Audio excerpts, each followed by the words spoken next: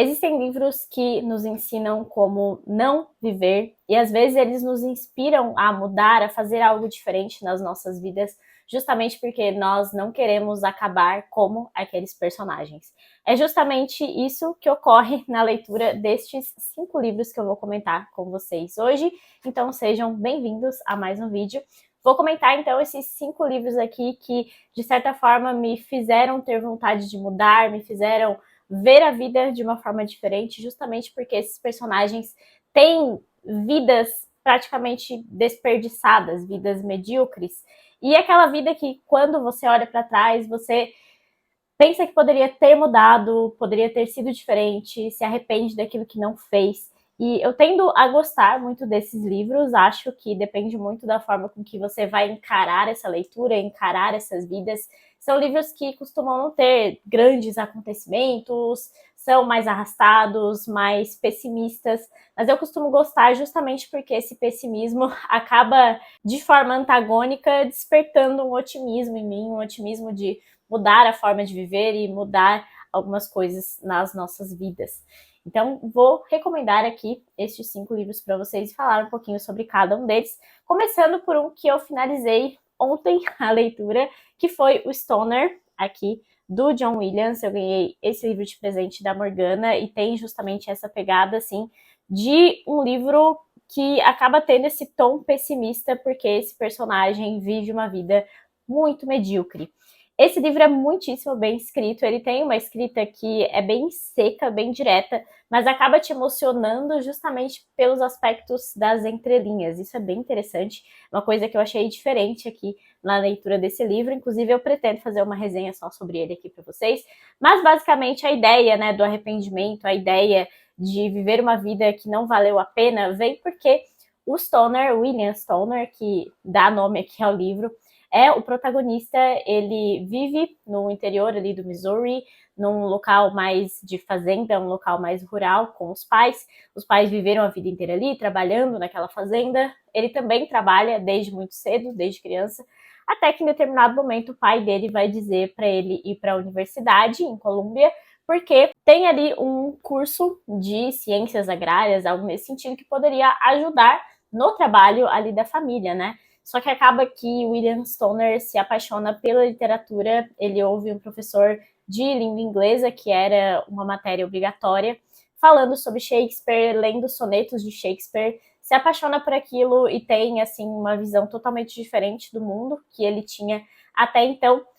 E ele vai estudar a literatura, vai se tornar professor, vai casar com uma mulher extremamente medíocre também e com vários problemas ali, tanto problemas psicológicos como também problemas de maldade mesmo, porque ela faz coisas assim terríveis durante o livro. Mas de qualquer forma, o Stoner, ele é muito passivo em relação a tudo que acontece na vida dele. Ele aceita, ele não se rebela contra nada, ele não tenta mudar a própria vida. E nisso a gente vai acompanhando todo o decorrer da vida dele aqui nesse livro, com os problemas na universidade, os problemas com colegas. Ele tem uma filha também. Então a ideia toda do livro é que você acompanha uma vida comum, uma vida simples, mas uma vida que não é aproveitada como deveria, porque nós não precisamos de grandes coisas nas nossas vidas, nós não precisamos de plot twists, de grandes viagens, ou enfim, de grandiosíssimos acontecimentos para aproveitar a nossa vida. Mas quando a gente deixa de aproveitar as pequenas coisas, as pequenas conquistas e ter relações saudáveis, tudo isso também é uma forma de não aproveitar a vida. E é justamente isso que a gente encontra aqui em Stoner, do John Williams. Você também está entre os enfermos, o sonhador, o louco em um mundo ainda mais louco. Nosso Dom Quixote do Centro-Oeste sem seu Sancho, saltitando sob o céu azul. Você é esperto o suficiente, mas você tem a mácula, a velha enfermidade. Acha que tem algo aqui, algo para ser encontrado. Pois bem, no mundo você aprenderia rapidinho. Você também está fadado ao fracasso. Não que vá lutar contra o mundo. Você o deixaria mastigá-lo e cuspi-lo e ficaria lá deitado, se perguntando o que fez de errado. Porque sempre esperaria que o mundo fosse algo que não era, algo que não desejava ser. O gorgulho no algodão, a lagarta no pé de feijão, a larva no milho. Não conseguiria enfrentá-los e não conseguiria combatê-los, porque você é muito fraco e você é muito forte. Você não tem para onde ir no mundo. Esse é um trecho de uma conversa dele com um amigo que é um personagem bem importante aqui da história e que resume bem a personalidade de William Stoner e porque ele acaba aceitando tanto as coisas da vida que acontecem com ele. Bom, estamos aqui falando de homem comum, do homem cotidiano, e nada melhor do que trazer justamente a obra que se chama Homem Comum, de Philip Roth. Esse aqui é um livro que eu também li recentemente, foi uma leitura bem impactante para mim, porque ele começa com o enterro desse homem comum, que no original é Everyman, né? Tem uma referência também a uma peça de teatro, mas enfim, esse homem comum que é anônimo e que a gente acompanha a vida toda dele aqui nesse retrospecto, né? Já que começa com a morte dele, isso não é um spoiler. Ele teve 3 esposas, ele teve uma filha, ele teve 2 filhos, ele se aposentou de um bom emprego, ele busca ali na aposentadoria viver num local mais pacato, ele começa a pintar, ter alguns hobbies, mas ele vive aquela vida ordinária sem grande sentido. Ele não encontra sentido na vida dele, ele não encontra sentido especialmente nas doenças que o acometem, porque uma das grandes questões desse homem comum é que o irmão dele, que é mais velho, é muito mais saudável, e ele sempre, desde criança, passou por várias doenças e ele nunca aceitou o fato de que aquilo só acontecia com ele. Ele até sentia inveja do irmão, conseguia sentir raiva do irmão e afastou o irmão justamente por isso, porque ele não aceita que as coisas são como são. Ele não luta contra os problemas da vida porque ele vê que são coisas fora do controle dele. E essa sensação de não lutar e de só aceitar passivamente as coisas que acontecem e cometendo erros um atrás do outro é algo que te deixa grudado no livro, porque você fica esperando algum momento em que algo de bom vai acontecer na vida dele. Eu acho que tanto nesse livro quanto em Stoner tem isso também. Você sente empatia por esse personagem porque ele é muito real, mas ao mesmo tempo você fica com vontade assim, de chacoalhar ele, de dar uma dose de realidade para esses personagens. Mas o tom do livro acaba sendo sempre essa coisa desoladora e esse tom meio pessimista mesmo que eu comentei no início do vídeo. Tem muito isso aqui no Everyman, de Philip Roth, e ele escreve muito bem também. Eu já fiquei com vontade de ler outras obras desse escritor. E acho que também se aproxima muito ao nosso cotidiano, à nossa vida, porque esse é um livro bem mais recente, né? Esse aqui é um livro de 2006, enquanto que Stoner é da década de 60, anos americanos, né? Mas ele se aproxima muito daquilo que nós vivemos enquanto homens comuns, mulheres comuns, a vida cotidiana que a gente precisa aceitar e lutar contra ela todos os dias também. Agora nada mais despertava sua curiosidade, nem satisfazia suas necessidades. Nem a pintura, nem a família, nem os vizinhos, nada. Só as jovens que passavam por ele correndo no deck de manhã. Meu Deus, pensava ele, o homem que fui. A vida que me cercava, a força que eu tinha. Não havia alteridade em lugar algum. Era uma vez o tempo em que eu era um ser humano completo. Esse livro aqui também fala muito sobre a velhice, porque se passa mais nesse período de velhice e de aposentadoria desse personagem. Então tem esse aspecto mais presente aqui em Homem Comum também. Agora, voltando um pouquinho para a década de 40, aqui temos um livro italiano que vocês sempre ouvem falar por aqui também, e que eu gosto muito de recomendar, que é O Deserto dos Tártaros, do Dino Buzzati. Esse aqui é o livro mais alegórico de todos eles, mas também eu acho que é um dos mais impactantes, nesse sentido de você ver como a vida vai continuar, e se você não fizer nada, vai continuar exatamente daquela forma. Aqui a gente tem a história do Giovanni Drogo, que é um tenente, e ele é designado para um forte, que tem o objetivo de proteger ali a cidade, né? Então ele fica animado, porque ele finalmente vai ter um trabalho enquanto militar. Só que ele vai para aquele forte, eles estão o tempo todo esperando por uma possível guerra, por uma possível invasão. E os anos passam, a vida acontece, ele tem aquela vida de marasmo ali, porque é um ambiente bem árido, né? Estamos falando do deserto, afinal. E nada acontece, ele simplesmente fica aguardando por uma batalha que não aparece na vida dele, e ele tem toda essa ideia de se tornar um grande herói. Só que a oportunidade de ser um grande herói é algo que, mais uma vez, está fora do controle do personagem, ele simplesmente fica aguardando os anos enquanto eles passam. Nessa edição aqui da Nova Fronteira tem um prefácio que fala exatamente sobre essa alegoria em relação às nossas vidas, que eu acho que trata bastante do tema aqui desse vídeo. Não é sobre a vida militar que fala o livro, mas sobre a vida de todos nós. Fala da vida como uma aposta de mobilidade. Se não fizermos nada além de aceitar as coisas como são, um dia algo virá para redimir nosso pobre cotidiano. E um trecho do próprio livro para trazer um pouco dessa ideia, que aparece de forma bem nítida aqui em O Deserto dos Tártaros. A uma certa altura, quase instintivamente, vira-se para trás e vê-se que uma porta foi trancada às nossas costas, fechando o caminho de volta. Então sente-se que alguma coisa mudou, o sol não parece mais imóvel, desloca-se rápido, infelizmente. Não dá tempo de olhá-lo, pois já se precipita nos confins do horizonte. Percebe-se que as nuvens não estão mais estagnadas nos golfos azuis do céu. Fogem, amontoando-se umas sobre as outras. Tamanha é a sua foiteza. Compreende-se que o tempo passa e que a estrada, um dia, deverá inevitavelmente acabar. A um certo momento, batem às nossas costas um pesado portão, fecham-no a uma velocidade fulminante e não há tempo de voltar. Esse aqui eu acho que é uma das escritas mais bonitas, justamente porque é uma ideia mais alegórica, né? E também um texto um pouco mais antigo, de 40, como eu comentei.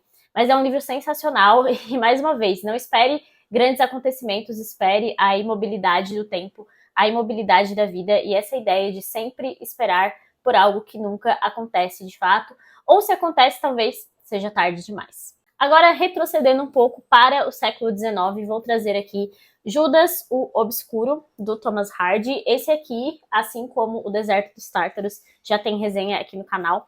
Em Judas, que é um texto um pouquinho maior, né, é um romanção do século XIX, já tem uma construção bem diferente, mas se posiciona aqui no final do período vitoriano, né, o Thomas Hardy era um escritor muito pessimista e ele tem esse tom presente nas suas obras, especialmente aqui em Judas o Obscuro, que foi o seu último romance, justamente porque ele teve uma recepção que as pessoas não ficaram felizes com essa obra aqui, e Thomas Hardy simplesmente decide não escrever mais romances. E aqui a gente tem um personagem também que sai do interior, que busca a universidade como algo muito maior, que vai mudar totalmente a vida dele. Só que os caminhos que os levam até lá e as atitudes que ele toma também, os sofrimentos que ele passa na vida, tudo acaba levando ele para caminhos totalmente diversos daqueles grandes sonhos que ele tinha no início da sua vida. E a gente acompanha justamente esses grandes problemas, esses sofrimentos. E uma coisa que me chama a atenção sempre nas obras do Hardy é que tem essa ideia do determinismo, essa ideia do pessimismo, mas também tem as consequências das atitudes de cada um dos personagens. Então o Judas, aqui no início da obra, vai se envolver com uma mulher horrorosa também, e esse envolvimento vai ter consequências pro resto da vida dele, e consequências pesadas. Depois ele vai se envolver com uma prima distante, quando ele encontra uma nova cidade que, mais uma vez, vai fazê-lo sofrer e vai fazê-lo tomar atitudes, tomar caminhos que são distintos daqueles que ele sonhava lá no início. Então ele se perde muito daquilo que ele queria, e a desilusão do Judas acaba sendo bem tocante também, esse sofrimento que ele passa, justamente por não se encontrar nunca na vida. E também te traz essa ideia, né, de procurar o seu caminho, de encontrar o seu caminho, mas também de pensar bem nas consequências dos seus atos e buscar as pessoas certas para viver com você, porque tudo isso também vai ter consequências ali na frente, vai ter consequências para seus próprios sonhos, seus próprios desejos, seus próprios anseios. Hardy tem uma escrita muito bonita, ele também é um grande poeta, então eu gosto muito aqui da escrita dele. Tem outra obra resenhada aqui no canal, inclusive, que é Tess dos D'Urbervilles, que eu fiz resenha no ano passado, também tem um pouco dessa desilusão e desse sofrimento, mas num aspecto mais do campo e focado também em questões femininas. Talvez eu seja útil, antes de morrer, como um terrível exemplo do que não se deve fazer. Uma espécie de ilustração de uma história edificante, continuou Judas, não sem certo amargor, se bem que tivesse começado a falar com serenidade. Não sou, afinal de contas, senão uma desprezível vítima desse espírito de inquietude moral e social que faz tantos desgraçados na nossa época. Judas também acaba terceirizando um pouco a culpa do que acontece com ele aqui na vida. E esse aqui é um dos livros mais pesados mesmo aqui dessa lista, e também até quase que macabros, porque tem umas cenas bem pesadas, bem terríveis aqui nessa obra. Vou terminar aqui essa lista com uma grande obra bem do meio do século XIX e da literatura russa, que é Diário de um Homem Supérfluo, do Ivan Turgenev. Esse aqui é um livro bem curtinho, é em forma de diário, né? Então escrito em primeira pessoa. E aqui a gente vai também encontrar um personagem já no final de sua vida, rememorando tudo que aconteceu com ele e pensando o que ele deixou escapar, as oportunidades que ele perdeu na vida. E aqui também tem toda essa ideia de melancolia, essa ideia de que algo poderia ter sido feito, que a vida poderia ter sido diferente. E também trazendo esse peso do homem supérfluo, né, que é um conceito bem importante da literatura russa, que traz, então, esses, muitas vezes, aristocratas, esses jovens que são mais liberais e que encontram a Rússia czarista extremamente autoritária e querem fazer alguma coisa para mudar aquela situação, querem colocar a mão na massa, ter alguma atividade prática, mas não conseguem, e não conseguem também se encaixar naquela sociedade, de certa forma. Eles não conseguem se encaixar entre os aristocratas e ricos, eles não conseguem se encaixar com o povo, os mujiques. Então tem toda uma questão conceitual e uma questão histórica também da Rússia, que é bem importante aqui no contexto, mas você consegue facilmente ler esse livro só na perspectiva melancólica desse narrador que tem esse desperdício de vida de uma forma tão latente. Também tem resenha aqui para ele no canal, caso vocês se interessem, e eu tratei um pouco mais sobre essa ideia do homem supérfluo e também sobre os aspectos um pouco mais políticos aqui relacionados a essa obra do Turgenev, que é um escritor russo maravilhoso, um dos meus russos preferidos, porque ele tem uma escrita super poética, super bonita, e também tem esse tom melancólico e essa profundidade que os russos têm com tanta intensidade. O certo é que morrerei em breve, muito em breve. Os rios descongelarão e é provável que eu me vá com a última neve. Para onde? Sabe Deus. Também para o mar. Pois bem, se é para morrer, que seja na primavera. Mas não é cômico começar a escrever um diário há provavelmente 2 semanas da própria morte? E o que importa? E 14 dias são menos que 14 anos, que 14 séculos? Dizem que perante a eternidade tudo é ninharia. Mas, nesse caso, a própria eternidade é uma ninharia. Parece que estou começando a filosofar. Mau sinal. Não estarei lá com medo? Melhor começar a contar alguma coisa. E aí ele começa a contar para nós a sua vida e os seus sofrimentos e aquilo que ele gostaria de ter feito diferente. Então esses 5 livros trazem perspectivas de vidas um pouco desoladoras, talvez desesperadoras para alguns leitores, mas eu acho que tem muito esse aspecto de que nós podemos fazer algo melhor com as nossas próprias vidas, para não acabar como esses personagens, para não sofrer o que esses personagens sofreram. Por isso que eu gosto bastante da perspectiva dessas leituras. Eu acho que um extra, e que pode ser uma perspectiva um pouco diferente, que eu queria citar também nesse vídeo, é A Morte de Ivan Ilitch, do Tolstói, que tem aqui na minha coletânea de novelas completas, porque aqui tem também essa ideia de se confrontar com a morte e com a própria vida e rememorar as coisas que aconteceram na própria vida, se arrepender daquilo que fez, daquilo que não fez, especialmente, mas aqui tem uma perspectiva um pouco mais religiosa e também uma ideia de ter alguma redenção no final de tudo isso. É algo que não tem tanto nas outras obras, então eu achei que não se englobava tanto no conceito que eu quis trazer para esse vídeo, mas vai como um extra que também trata sobre o tema, mas com uma perspectiva um pouco mais positiva, digamos assim. Porque Tolstói tem essa ideia de trazer a religiosidade nas obras, né? Tem esse aspecto mais religioso. Então fica aqui esse adendo final para esse vídeo. Espero que tenham gostado. Se vocês gostaram, deixem aí a sua curtida, deixem aí seus comentários, me digam aí se vocês já leram algum desses livros ou se ficaram com vontade de ler também. Lembrem-se de se inscrever no canal, porque isso me ajuda bastante. E até o próximo vídeo.